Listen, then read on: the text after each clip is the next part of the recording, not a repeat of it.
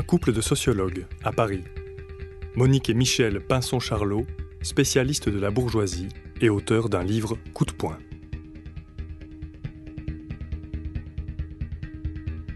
Dans cet ouvrage, ils révèlent comment les riches nous livrent une guerre sans merci. Voici la violence des riches. Première question sur votre livre, La violence des riches. Expliquez-nous d'abord ce que c'est que cette violence et comment elle se traduit. Alors dans cet ouvrage, on a essayé de faire une compilation qui n'est d'ailleurs pas du tout exhaustive des principales formes de violence qu'exercent ceux qui concentrent les richesses et les pouvoirs en France et puis en Belgique et dans les pays européens. Disons que c'est un peu ça notre tableau général pour analyser cette violence des riches. Et donc, il y a une première forme de violence qui est objective, qui est économique, avec la mise au chômage de millions de Français, avec les deux principales choses, les délocalisations dans les pays du tiers-monde où il n'y a pas de SMIC et où les gens sont payés au tarif local, celui de la misère. Et ce qui fait qu'en France, les gens se retrouvent au chômage. Et donc ça, c'est une forme de violence qui est objective, économique et qui s'inscrit dans l'espace. On ouvre le livre sur une région qui est justement très proche des Ardennes, qui est les Ardennes, très proche de la Belgique, et où là, quand on se promène dans la vallée de la Meuse française, c'est un décor de mort. Les ouvriers non seulement sont traités de coûts et de charges par les plus riches, mais en même temps, on les laisse vivre avec des friches industrielles qui leur disent une seconde fois qu'ils ne sont plus rien, qu'ils ne sont plus que des déchets et des rebuts de la société. Ça, c'est la première forme de violence très objective, très économique, très dure, très violente. Et puis ensuite, il y a des formes de violence beaucoup plus insidieuses. Et c'est ça qui fait, je crois, plus l'intérêt de notre livre, parce que ce sont des formes de violence qui touchent le cerveau, qui touchent profondément nos têtes et notre intériorisation du social, et qui fait qu'on aboutit à ce que nous appelons la servitude involontaire, parce qu'elle n'est pas volontaire, elle est le résultat de différentes manipulations qu'opèrent les puissants sur les classes moyennes et les classes populaires.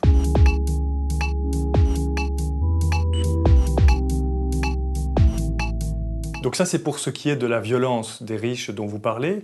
Maintenant, quelle définition vous donnez des riches? C'est qui les riches dont vous parlez? La richesse, c'est avant tout une possibilité de vivre de son patrimoine. C'est-à-dire que la profession que l'on a n'est pas essentielle. On peut s'en passer ou on peut faire autre chose que des affaires.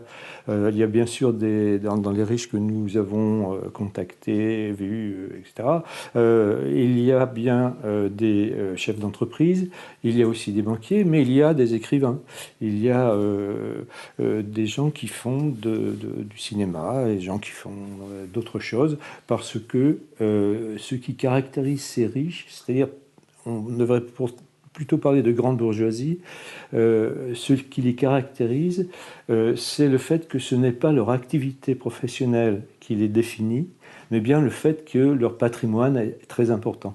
C'est une vraie classe sociale au sens marxiste du terme, c'est-à-dire en soi, avec des conditions de vie, suffisamment d'argent, de culture, de réseaux sociaux, de prestance symbolique pour se retrouver ensemble dans les beaux quartiers et se reconnaître et se coopter dans les cercles, et une classe sociale pour soi, c'est-à-dire une classe sociale qui est mobilisée pour la défense de ses intérêts. Cette mobilisation de cette classe se fait sur tous les fronts, la finance, la politique, le monde des médias, le monde de l'art, la littérature, la peinture, les châteaux classés monuments historiques, les paysages, enfin l'eau, rien n'est laissé au hasard, sur tous les fronts et dans tous les instants. Et ce qu'il y a d'assez extraordinaire, c'est qu'il n'y a pas de chef d'orchestre. C'est le système capitaliste, la défense de leurs intérêts, la mobilisation de cette défense de leurs intérêts, qui, dans la phase néolibérale, où la finance dicte désormais sa loi aux politiques, y compris au sein de cette classe-là, fait qu'on se dit c'est pas possible, ils ont comploté. Hein, mais c'est une classe sociale au travail, voilà.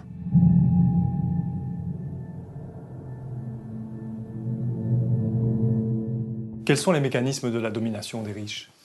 Alors, ben, il y a de nombreux mécanismes qui sont mis en œuvre et qui font justement l'objet de cette espèce de panorama qu'on a essayé de faire dans cet ouvrage. Bien montrer qu'il s'agit bien d'une guerre des classes que mènent ces plus riches contre les peuples depuis 2007 et 2008, où il y a eu cette crise purement financière et spéculative qui a créé des dettes privées considérables. En France, par exemple, Nicolas Sarkozy a tout de suite apporté 360 milliards pour aider les banques à ne pas s'écrouler.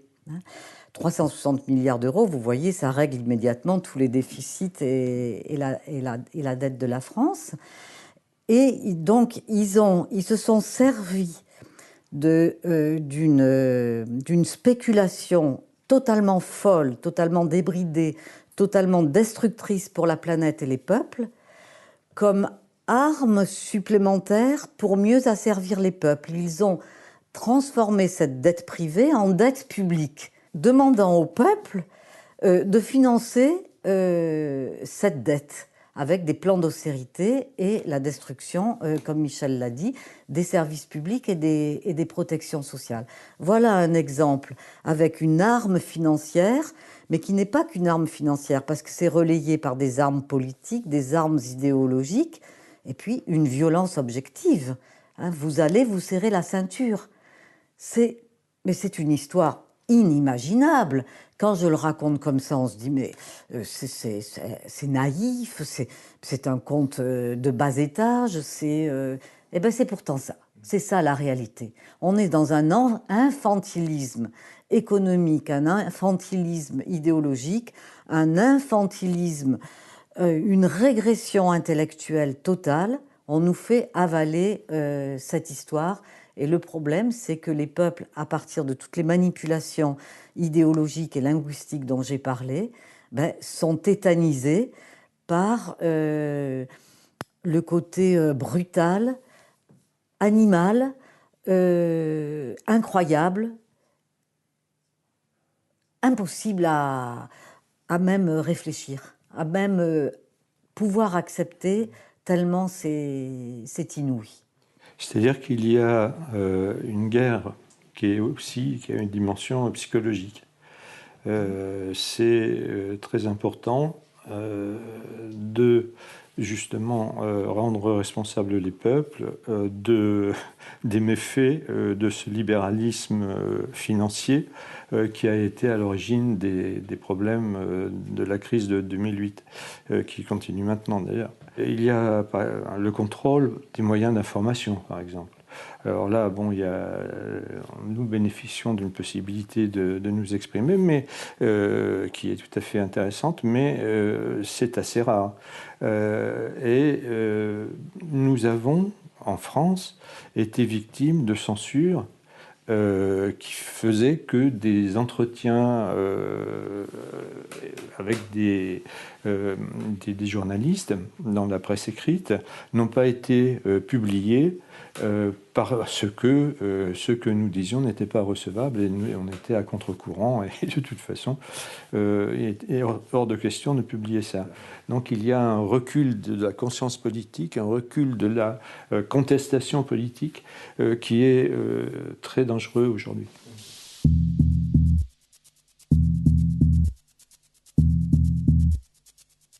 Comment expliquez-vous qu'il n'y ait pas davantage de révolte collective, ou en tout cas de remise en cause collective plus marquée de cet état de fait qui est quand même tout à fait dramatique?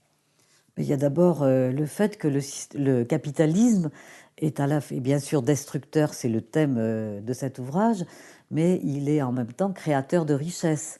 Et notamment, dans le domaine de la consommation, les peuples européens ont acquis une capacité dans le domaine de la consommation qui les piège.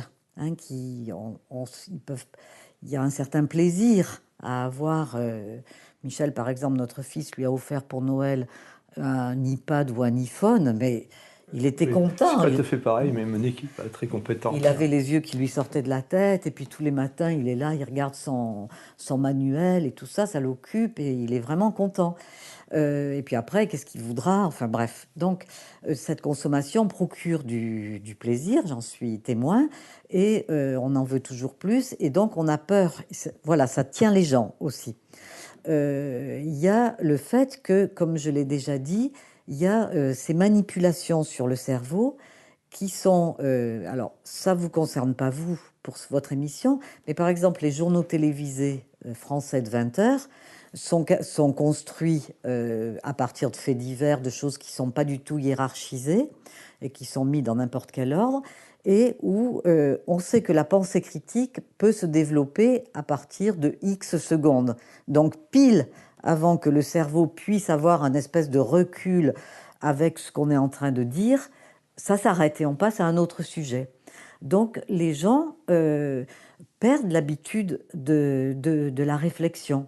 Donc, si vous voulez, c'est un ensemble de facteurs qui font qu'aujourd'hui, en effet, on est face à des peuples qui sont individuellement tétanisés, sidérés, révoltés par l'ampleur des inégalités, mais impuissants à se révolter. Parce qu'au fond, le système néolibéral tel que nous le décrivons avec ses différents types de violences, il ne conteste pas, il ne demande pas à ce qu'on reconnaisse qu'il est juste.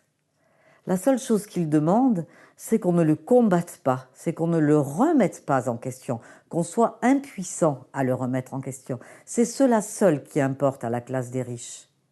La tétanisation, l'impuissance des classes moyennes et des classes populaires. Qu'on se dise révolté sur le plan moral et religieux, tout ça, ça ne mange pas de pain, vous pouvez dire ce que vous voulez. La seule chose qu'on vous demande, c'est de ne pas changer cet ordre qui doit être présenté comme naturel, hein, comme le soleil qui nous chauffe ou la lune qui brille, et que de toute façon, il n'y a pas d'alternative. No alternative, avait dit Margaret Thatcher.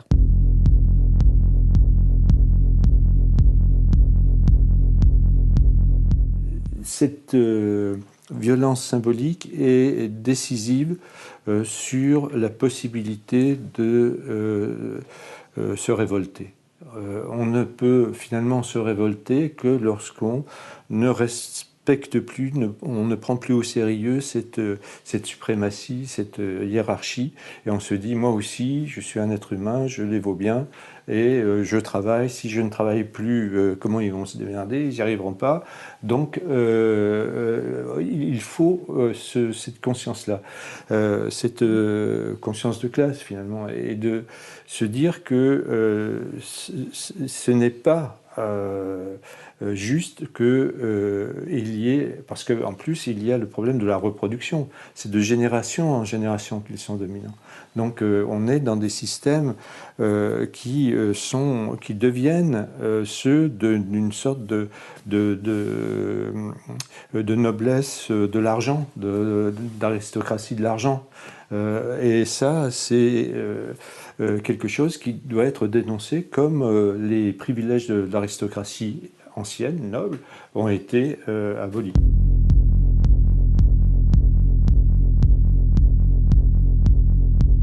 Pour nous, il y a eu Margaret Thatcher, puis Tony Blair. Tony Blair, c'est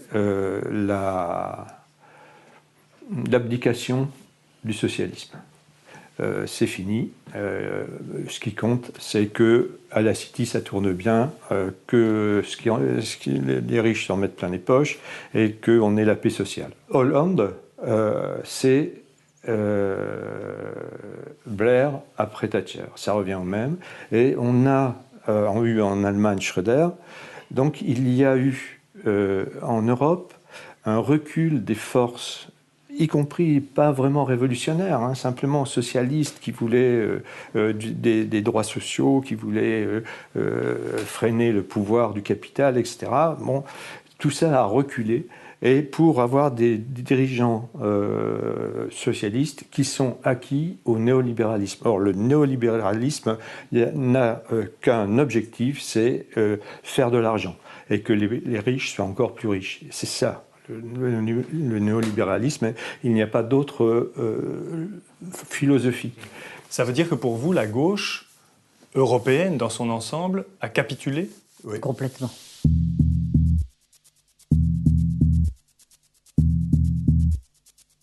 On part du principe que rien n'est naturel dans ce qu'on raconte, c'est-à-dire que le système capitaliste est une construction de l'homme, que le système néolibéral, aujourd'hui, cette phase extrêmement violente du système capitaliste, est également le résultat de la construction d'une classe dominante, qui en veut toujours plus dans la prédation du travail des ouvriers, des classes moyennes, des intellectuels, et que ça n'est pas du tout naturel, c'est des constructions sociales. On a une classe sociale qui mène la guerre contre les autres et qui crée pour ça l'enfer fiscal pour nous, le paradis fiscal pour elle, qui s'approprie complètement les ressources publiques des États, qui lamine les territoires nationaux, les souverainetés politiques au bénéfice d'une circulation libre de leurs profits, du capital et de leurs propres personnes, parce que la circulation libre des personnes, vous savez très bien qu'elle s'arrête à un certain niveau de fortune. Pour ceux qui sont pauvres, ils se heurtent à des murs. Ça a été construit par les hommes et donc ça peut être démoli par d'autres hommes. C'est-à-dire que nous pouvons démolir ce système pour construire quelque chose d'autre. Simplement, c'est plus difficile de construire quelque chose d'autre face à ce qui a été construit par cette classe, le système capitaliste qui a envahi toute la planète.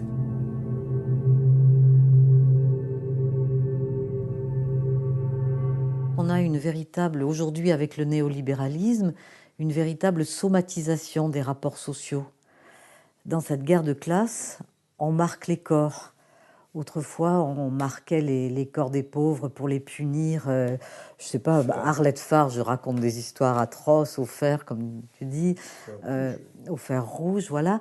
Et là, maintenant, on les marque de façon insidieuse à travers des stratégies alimentaires qui, par exemple, jusqu'au mois de mars 2013, en France, il y avait des teneurs en sucre, en sel et en graisse beaucoup plus élevées dans les aliments de base vendus dans les Antilles françaises qu'en métropole, pour que les Antillais qui aiment bien boire des sodas aient des corps qui soient marqués par l'obésité, par le surpoids, pour rendre visible leur statut de dominé. Et pour vous, c'est une volonté délibérée?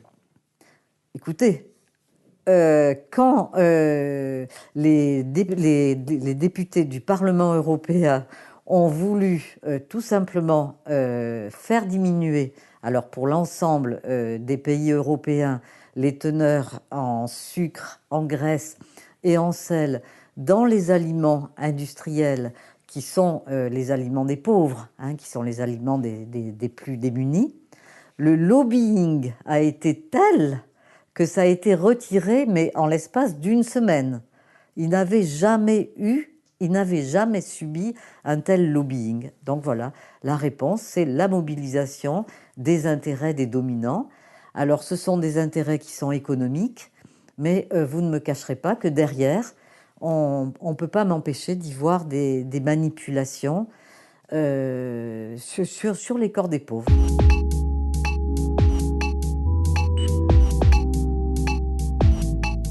Nous ne sommes pas dans une posture de dénonciation.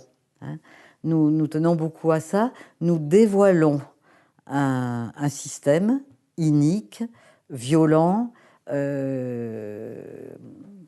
nous ne supportons pas.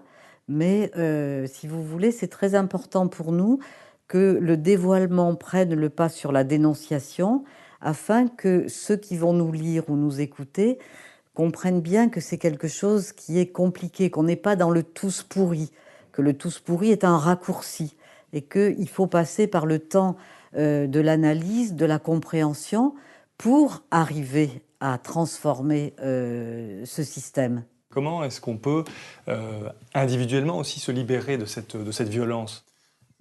Parce que nous appelons la vigilance oligarchique de tous les instants. Chacun est pris dans sa vie, soit dans son entreprise, soit sur le plan local, soit avec sa famille. Enfin, on est tous pris dans des tas de réseaux. Et essayer de faire remonter ces réseaux, quand on est ouvrier dans une entreprise, s'intéresser aux actionnaires de l'entreprise, s'intéresser à la vie de l'entreprise et dénoncer, dévoiler les choses qui sont répréhensibles, qui sont... Enfin voilà. Et donc là, en ce moment, moi, je suis très, parce qu'on est très aussi sur la délinquance des riches et l'évasion fiscale, sur les lanceurs d'alerte.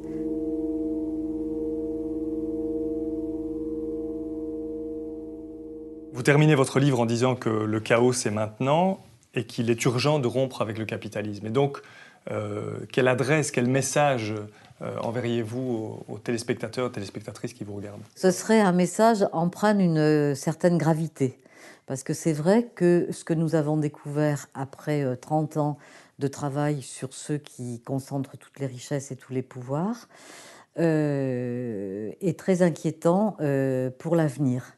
Et donc, c'est que chacun prenne ce message comme il peut le capter, avec sérieux. Nous ne fabulons pas, nous n'inventons pas du tout un mauvais complot. Nous décrivons une guerre de classe que mènent les plus riches et qui ira jusqu'à un processus soit d'élimination de nombreux êtres humains par million, voire par milliard, soit un processus, et les deux n'étant pas incompatibles, de déshumanisation profonde des catégories des êtres humains les plus défavorisés. Et donc le chaos, c'est maintenant. Alors c'est vrai qu'il y a ce paradoxe de dire ça dans un petit pavillon de la banlieue parisienne, assis dans des fauteuils de style et tout ça. De se dire mais c'est pas possible, ils sont dans un univers cotonneux et puis ils crient au feu. Mais c'est la difficulté de la situation, parce qu'on est dans des pays avec une certaine richesse qui a pu s'accumuler, de la consommation, on est plus des consommateurs que des citoyens aujourd'hui, et c'est bien des citoyens qu'il faut redevenir à part entière. Et si jamais il y a des téléspectateurs qui se disent mais ils exagèrent, c'est pas comme ça aujourd'hui, il faut penser aux générations futures. Il faut penser au fait que le réchauffement climatique, c'est parti, c'est irréversible, que la spéculation sur le réchauffement climatique va évidemment exacerber ce réchauffement lui-même, que les inégalités vont s'aggraver et s'aggravent à une vitesse qui nous-mêmes nous tétanise, et qu'enfin, la bulle financière, l'instabilité financière s'aggrave de jour en jour. Donc, la crise de 2008 doit être prise très au sérieux parce que ça n'est pas une crise comme les autres crises précédentes. C'est une crise beaucoup plus grave, beaucoup plus lourde, qui va entraîner une récession, alors qui n'aboutira pas sur les guerres traditionnelles que nous avons pu connaître jusqu'au bout de l'horreur au XXe siècle, mais qui nous a installés dans un état de guerre qui ne dit pas son nom. Et donc, il faut prendre au sérieux cette idée de guerre des classes. D'ailleurs, ce n'est pas nous qui l'avons inventée, puisque c'est la principale fortune américaine, Warren Buffett, qui a dit, en effet, nous sommes dans une guerre des classes, et cette guerre des classes, c'est ma classe, les riches qui la menons et qui sommes en train de la gagner.